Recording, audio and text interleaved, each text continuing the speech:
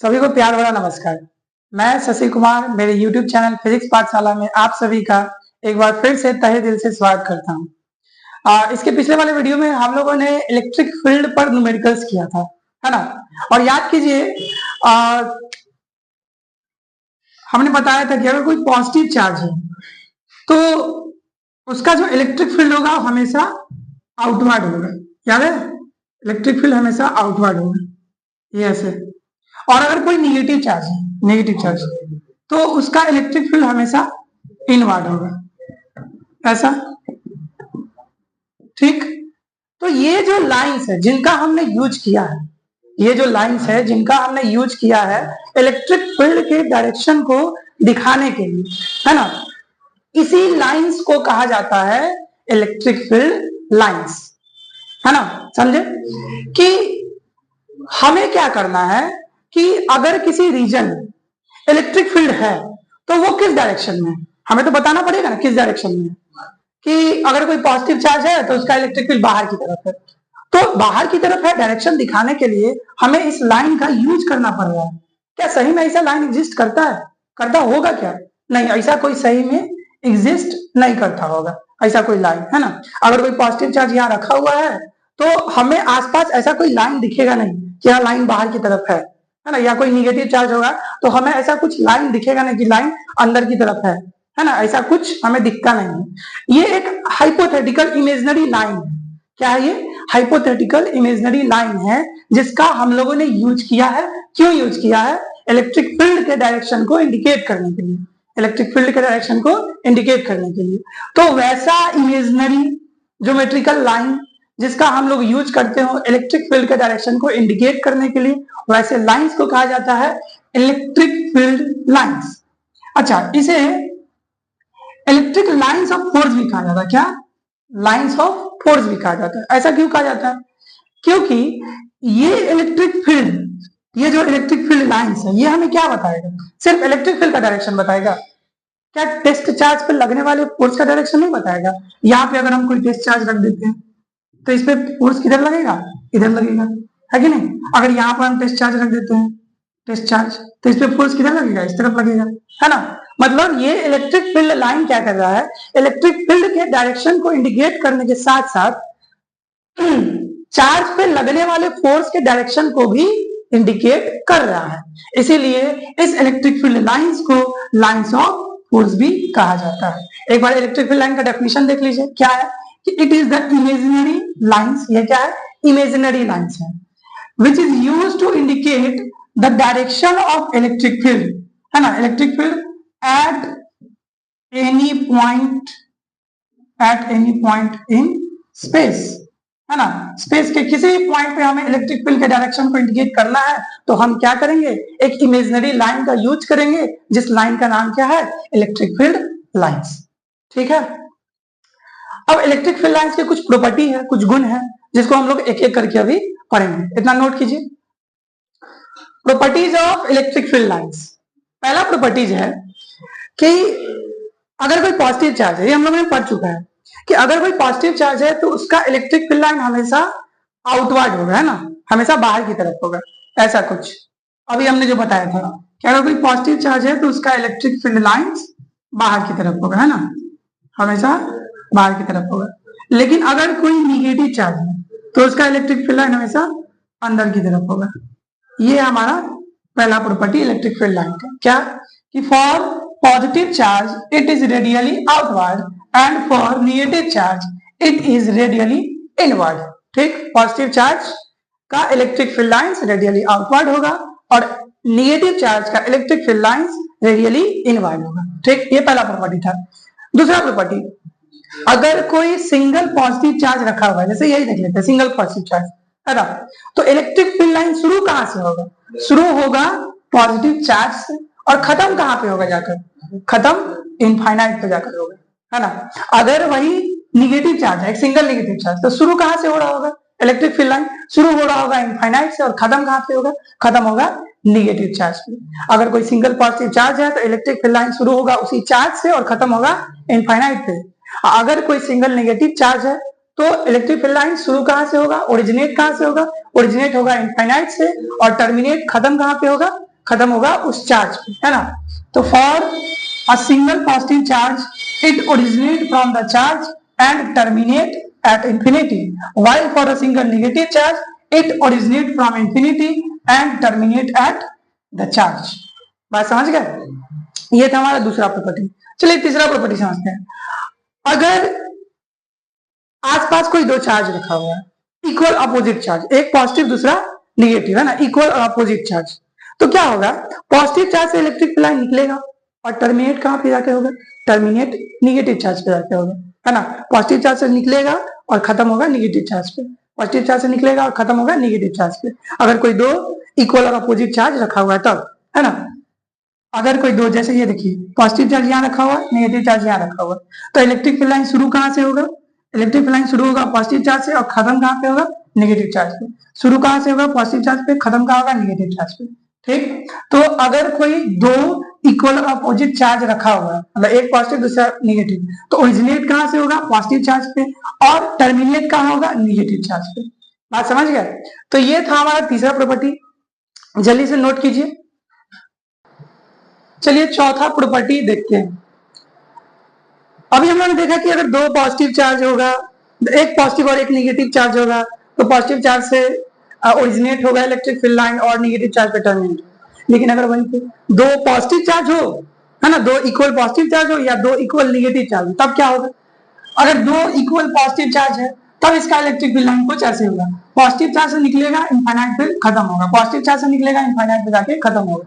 ऐसा नहीं होगा कि यहाँ से पॉजिटिव चार्ज से निकलेगा और पॉजिटिव पर जाकर ही टर्मिनेट होगा, ऐसा नहीं होगा। ऐसा तभी होगा जब ये पॉजिटिव और ये निगेटिव होगा। ठीक है, तो दो अगर पॉजिटिव चार्ज है या दो अगर निगेटिव चार्ज है तो उसका इलेक्ट्रिक फील्ड लाइन कुछ ऐसा होगा, कभी एक दूसरे से मीटअप नहीं करेगा। जैसे अभी पॉजिटिव और निगेटिव केस में दोनों एक दूसरे से मीटअप कर रहा था, है ना, तो यहाँ पे ऐसा नहीं होगा। अच्छा, अगर दोनों पॉजिटिव चार्ज है तो बीच वाले पॉइंट पे, ये बीच वाला पॉइंट ए है, इस पॉइंट पे इलेक्ट्रिक फील्ड कितना होगा, तो जाहिर सी बात है इस पॉइंट पे इलेक्ट्रिक फील्ड कितना होगा, जीरो होगा, है कि नहीं, जीरो होगा, क्योंकि ये भी पॉजिटिव ये भी पॉजिटिव, इसका इलेक्ट्रिक फील्ड लाइन यहाँ पे ऐसे बन रहा होगा, इसका यहाँ पे ऐसे बन रहा होगा और दोनों एक दूसरे को कैंसिल कर दे रहा होगा, है ना।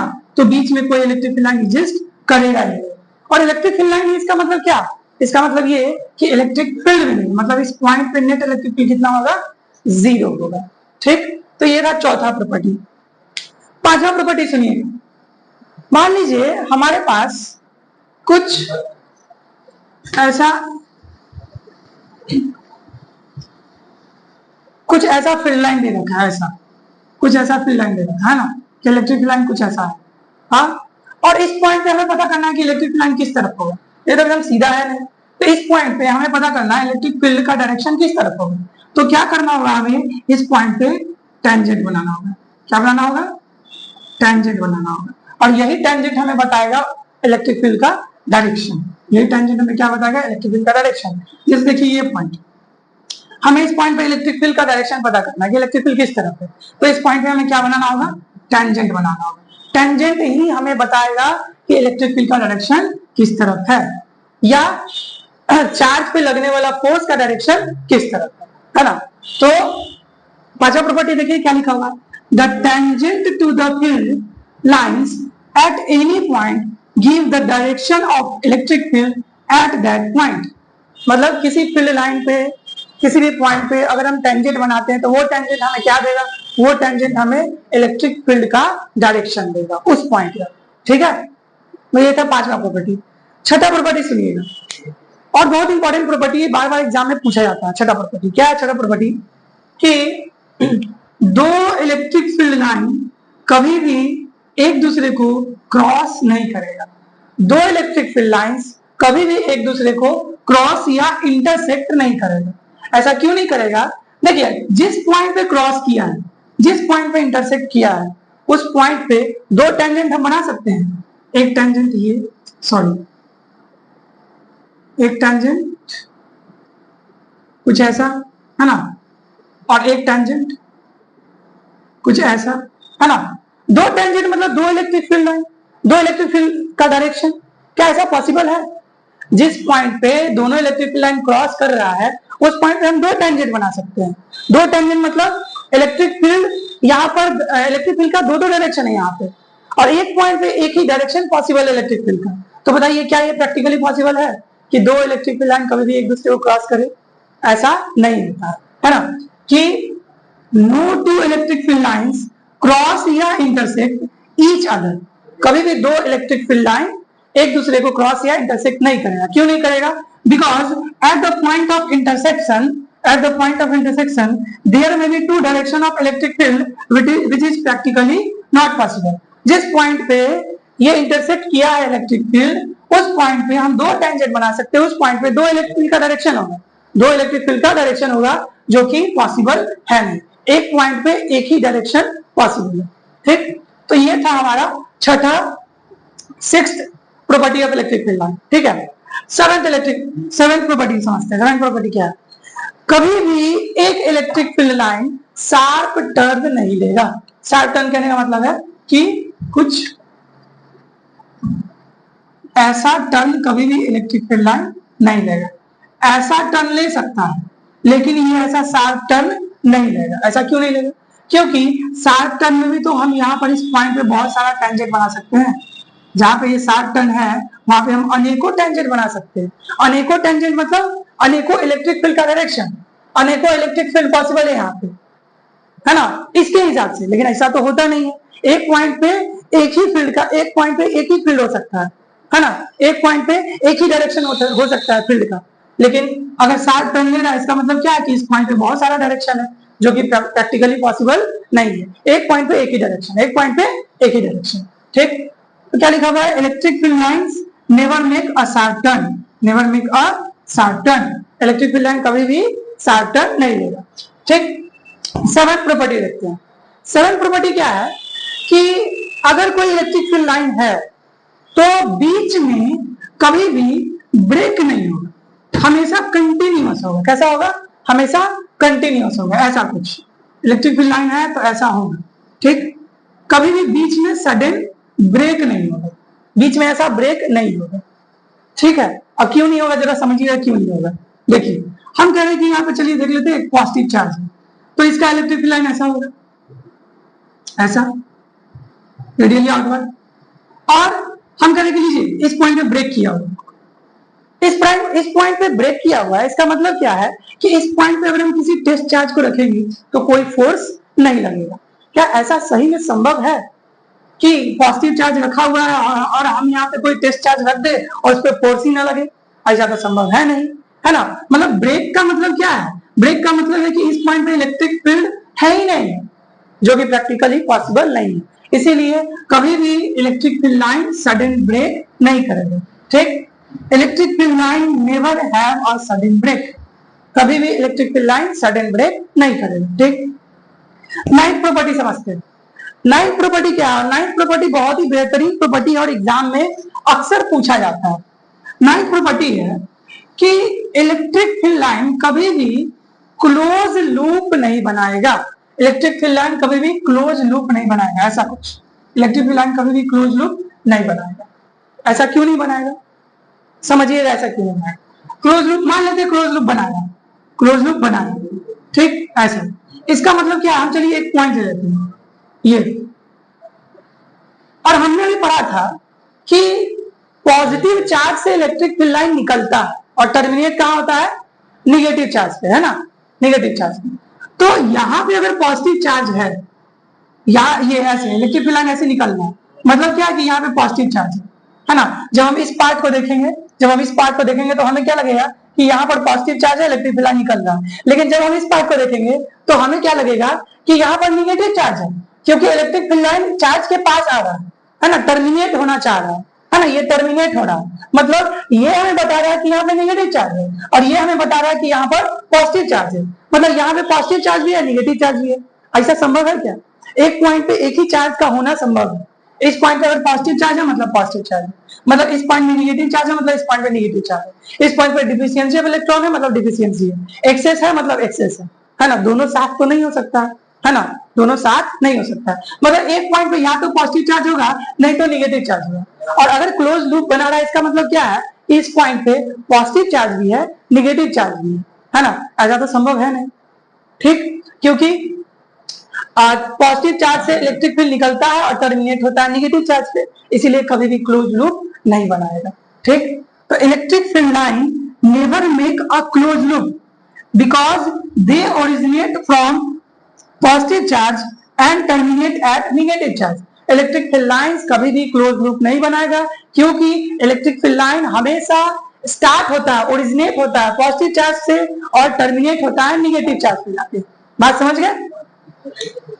चलिए अब अगला प्रॉपर्टी देखते हैं, तब तक इतना नोट कीजिए।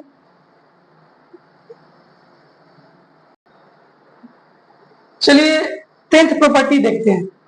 10th प्रॉपर्टी क्या है कि इलेक्ट्रिक फील्ड लाइंस का जो रिलेटिव क्लोजनेस होगा, इलेक्ट्रिक फील्ड लाइंस का जो रिलेटिव क्लोजनेस होगा, ये हमें बताएगा इलेक्ट्रिक फील्ड के स्ट्रेंथ को। जैसे यहां देखिए,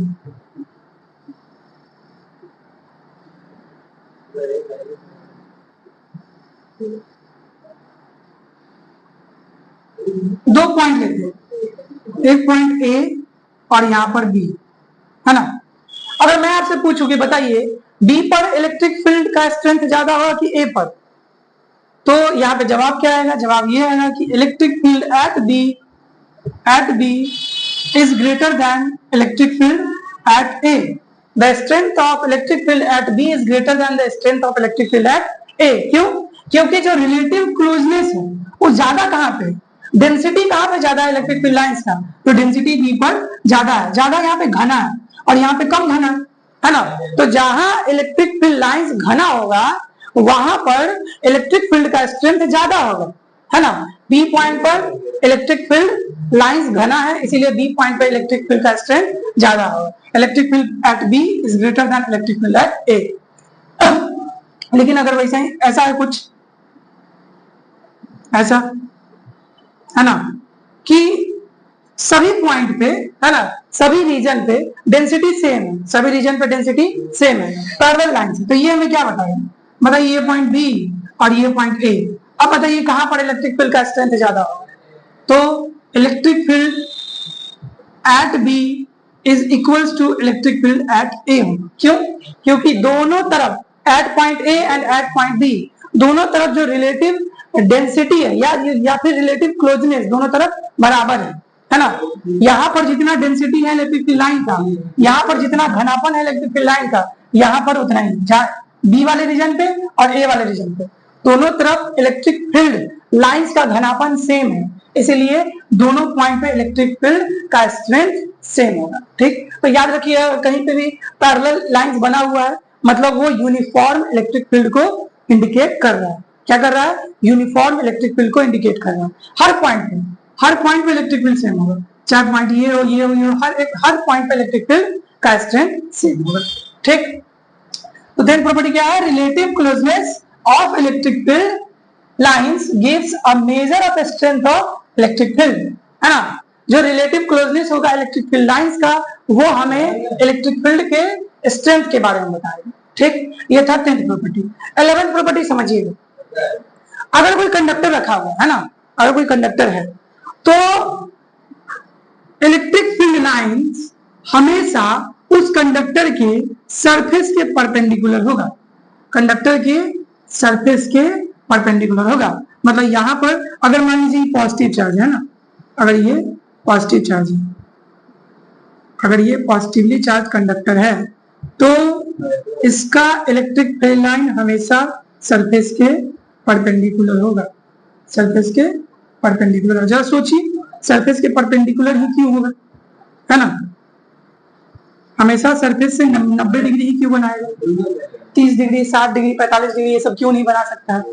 तो इसका कारण समझिएगा कि हमेशा सरफेस से ये 90 डिग्री ही क्यों बनाएगा, है ना। इलेक्ट्रिक फील्ड लाइंस हमेशा परपेंडिकुलर ही क्यों होगा? मान लेते हैं परपेंडिकुलर नहीं है, तब क्या होता है देखते हैं। परपेंडिकुलर नहीं होता है, नहीं है तब कुछ ऐसा है इलेक्ट्रिक फील्ड लाइन कुछ ऐसा है। ठीक, तो जिस तरफ इलेक्ट्रिक फील्ड लाइन उसी तरफ इलेक्ट्रिक फील्ड, है ना। पढ़े थे अभी हम लोग, सरफेस से मान लेते हैं कुछ थीटा एंगल बना, तो इस इलेक्ट्रिक फील्ड का कंपोनेंट या इस इलेक्ट्रिक फील्ड का असर इस तरफ होगा E cos थीटा, और इस इलेक्ट्रिक फील्ड का एक असर इधर होगा E sin थीटा।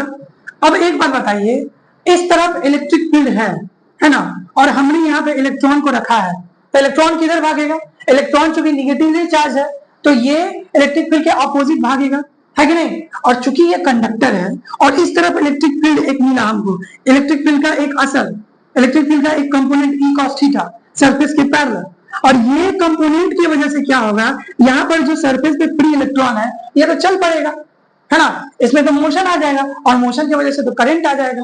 क्या ऐसा सही में आप सुने हैं कि चार्ज कंडक्टर रखा हुआ है और उसमें करंट हो अपने आप? ऐसा तो नहीं होता है कि अपने आप इसमें करंट बन रहा हो। करंट तभी बनेगा जब इलेक्ट्रिक फील्ड या इलेक्ट्रिक फील्ड लाइन सरफेस के पैरेलल होगा, है ना, इलेक्ट्रिक फील्ड लाइन या इलेक्ट्रिक फील्ड सरफेस के पैरेलल होगा। तो सरफेस के तो पैरेलल है नहीं, क्यों? क्योंकि करंट तो है नहीं, ऐसे रखा हुआ है। तो हमेशा किसी चार्ज कंडक्टर पे इलेक्ट्रिक फील्ड लाइन कैसा होगा? सरफेस के परपेंडिकुलर होगा, सरफेस के परपेंडिकुलर होगा। बात समझ गए? पक्का? ठीक है। तो ये था 11th प्रॉपर्टी, और लास्ट प्रॉपर्टी है 12th प्रॉपर्टी, है ना। 12th प्रॉपर्टी क्या है कि कंडक्टर के अंदर कभी भी इलेक्ट्रिक फील्ड लाइंस एग्जिस्ट नहीं करेगा। जैसे यही कंडक्टर है, क्या हमने इसके अंदर इलेक्ट्रिक फील्ड लाइन बनाया है? हाँ, अगर मान लीजिए इस कंडक्टर को हम किसी इलेक्ट्रिक फील्ड के रीजन में रखते हैं, इलेक्ट्रिक फील्ड के रीजन में रखते हैं, तो क्या अंदर में इलेक्ट्रिक फील्ड लाइन पास करेगा? क्या अंदर में इलेक्ट्रिक फील्ड होगा? नहीं होगा, बिल्कुल नहीं होगा। क्यों नहीं होगा समझिए, क्यों नहीं होगा? क्योंकि अंदर में किसी प्रकार का इलेक्ट्रिक फील्ड होता ही नहीं है ना। कंडक्टर के अंदर इलेक्ट्रिक फील्ड होता ही नहीं है, और जब कंडक्टर के अंदर इलेक्ट्रिक फील्ड है ही नहीं, जब कंडक्टर के अंदर इलेक्ट्रिक फील्ड है ही नहीं, तो कंडक्टर के अंदर इलेक्ट्रिक फील्ड लाइंस क्यों होगा? होगा ही नहीं। इलेक्ट्रिक फील्ड है तभी इलेक्ट्रिक फील्ड लाइंस है ना।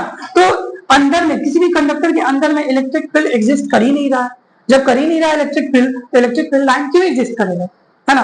तो किसी भी कंडक्टर के अंदर में इलेक्ट्रिक फील्ड लाइन एग्जिस्ट नहीं करता। क्यों नहीं करता? क्योंकि अंदर में इलेक्ट्रिक फील्ड नहीं होता, अंदर में इलेक्ट्रिक फील्ड जीरो होता है। ठीक, तो क्या लिखा है? No electric field line exist inside a conductor. बात समझ गए? तो ये था हमारा इलेक्ट्रिक फील्ड लाइंस का कहानी। इलेक्ट्रिक फील्ड लाइंस क्या होता है, इलेक्ट्रिक फील्ड लाइंस के कौन कौन से प्रॉपर्टीज है।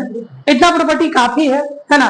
किसी भी कॉम्पिटिटिव एग्जाम में या किसी भी बोर्ड के एग्जाम में आप बैठते हैं तो अभी तक आपने जितना पढ़ा है इलेक्ट्रिक फील्ड लाइन के बारे में, इससे एक्स्ट्रा कुछ नहीं पूछ सकता है, इससे एक्स्ट्रा कुछ नहीं पूछ सकता है। तो बढ़िया से एक बार फिर से रिकैप कीजिएगा, अच्छे से नोट्स बनाइएगा, है ना।